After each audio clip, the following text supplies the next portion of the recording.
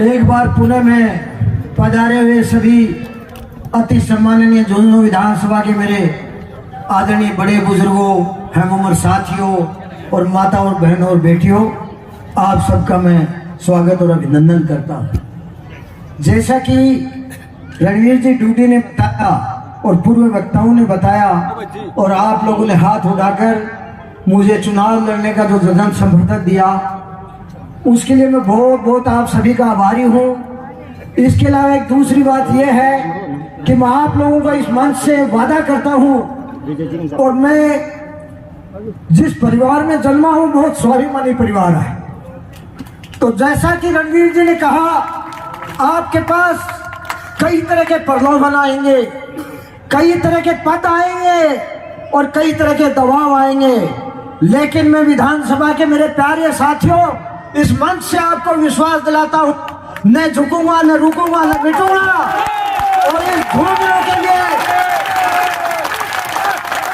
मेरे शरीर में अगर एक बूंद भी अगर खून की रहेगी, तब तक इस झुंझुनू की धरती को इस आवारा और गुंडों से विकृत नहीं होने दूंगा।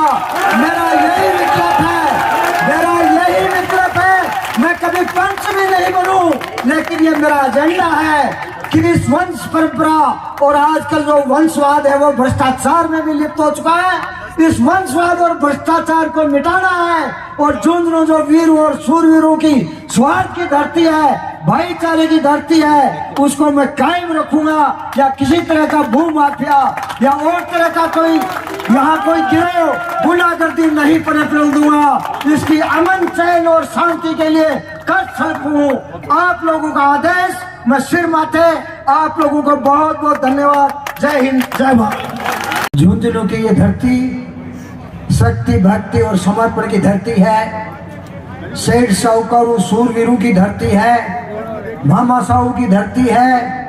आज इस संवाद कार्यक्रम में झुंझुनू अंचल के कोने कोने से पधारे हुए मंच पे विराजमान बहुत ही सम्माननीय श्रीमान राजीव जी चौधरी, जो परम सम्माननीय सुमित्रा सिंह जी के सपुत्र हैं, जो हमारी सबसे बड़ी पंचायत में 9 बार इस झुंझुनू विधानसभा सहित पूरे जिले का प्रतिनिधित्व किया है।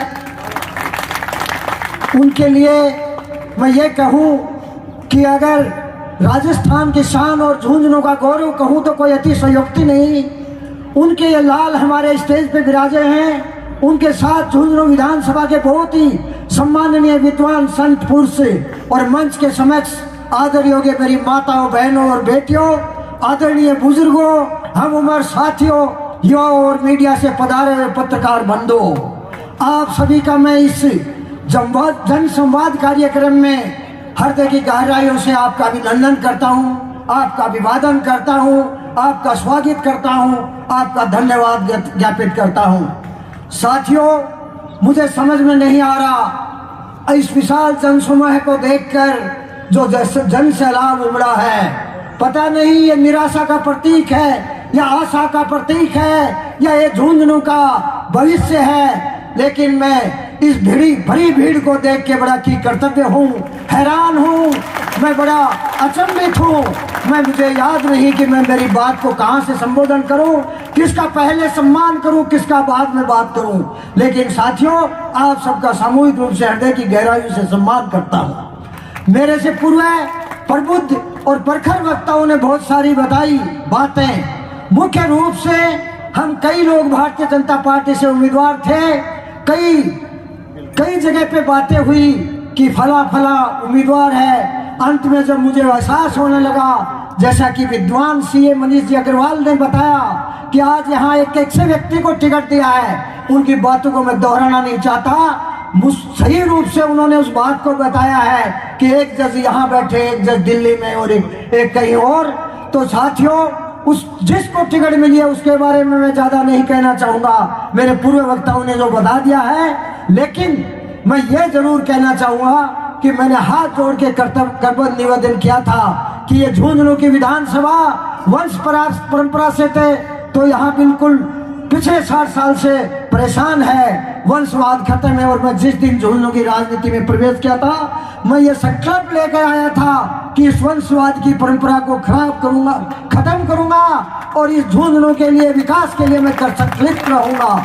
लेकिन भारतीय जनता पार्टी ने, बड़ी विडंबना है कि मेरा कुछ नहीं, आप लोगों ने जो आशा की किरण जगाई थी और इस झुंझुनू में एक नया परिवर्तन देखने की सोची थी, उसको भारतीय जनता पार्टी के उच्च नेतृत्व ने, और विशेष रूप से जैसा कि मनीष जी ने कहा, उन्होंने आपकी आशाओं पर पानी फेर दिया। मैंने हाथ जोड़ के निवेदन किया था, कई जगह हमसे भारतीय जनता पार्टी के शीर्ष नेतृत्व से संवाद भी हुआ था। मैंने हाथ जोड़ के कहा था, सुमित्रा सिंह जी के सपुत्र राजीव जी चौधरी भी टिकट के आकांक्षी हैं। बहुत पुराना 1995 का भाजपा का कार्यकर्ता विशंबर पूनिया भी यहाँ से टिकट का आकांक्षी है। विनोद जी झाझड़िया भी टिकट के आकांक्षी हैं, और भी बनवारी लाल जी सैनी और कई लोग यहाँ टिकट के आकांक्षी है। एक व्यक्ति को छोड़ के आप किसी भी सामान्य कार्यकर्ता को टिकट दे, ये झुंझुनू जो कि एक तरह से इस गुंडागर्दी, भू माफिया और बहन बेटे की उज्जत आबरू से बचा हुआ है, वो कायम रहे। इसलिए मैं झुंझुनू की अस्मिता और अखंडता को कायम रखने में हम लोग कामयाब रहे हैं। लेकिन साथियों, ये हमारी और आप सभी की भावनाओं पे कुठाघात हुआ है। मुझे पता है कि आप लोग निराश हैं, लेकिन आप निराश हो सकते हैं, लेकिन मैं आज आपने इतनी बड़ी संख्या में यहाँ उपस्थित हुए, मुझे इस बात का एहसास करा दिया कि मैंने जो 5 साल में जो किया, मैंने, मेरी कोई महत्वाकांक्षा नहीं थी। मैं सम्मान के लिए क्या था, आप लोगों ने मुझे जो सम्मान दिया है वो किसी विधायक और सांसद से कम नहीं है।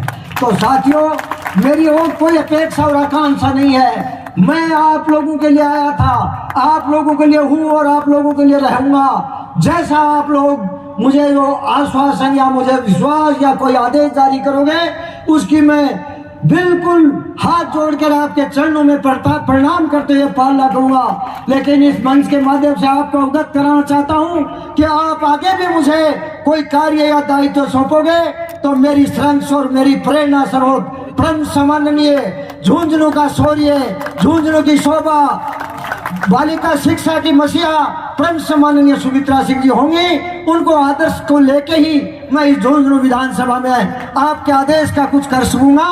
लेकिन आप लोगों के हाथ में है, आप लोगों का निर्णय, आप लोगों का हौसला, आप लोगों का फैसला मेरे लिए सिरोधार्य होगा। मैंने जो कुछ किया, नहीं किया, मैं कैसा हूँ, कैसा रहूंगा, इस बात का मुझे मेरे मुंह से कहने की जरूरत नहीं है। मैं भामाशा हूँ, मैं बालिका शिक्षा के लिए किया, मैंने गौशाला के लिए किया, मैंने युवाओं के लिए किया, मैंने विप्र समाज के लिए किया, मैंने राम काज के लिए किया, या अन्य कोई भी सामाजिक रचनात्मक कार्य किया, मैं उसका कोई एहसान नहीं करना चाहता। मेरा एक जज्बा और जुनून है कि भगवान ने कुछ दिया है तो उसको मैं पुरुषार्थ में लगाऊं, और आप लोगों ने जो सम्मान दिया उसकी वैल्यू, जो मैंने मेरे जेब से कुछ खर्च किया है, उस वैल्यू का मैं आकलन नहीं कर सकता।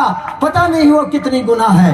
तो साथियों, आप लोग जो भी आदेश करोगे, राजीव जी सहित जो भी परम सम्माननीय इस मंच में विराजमान है, और उससे भी अधिक मेरे लहू से भी प्यारे जो भी कार्यकर्ता बुजुर्ग और यहाँ पधारे हैं, वो जो भी आदेश देंगे मेरे लिए शर्माते हैं। मैं आप लोगों के लिए हमेशा आपकी सेवा के लिए तत्पर रहूंगा। जय हिंद, जय भारत।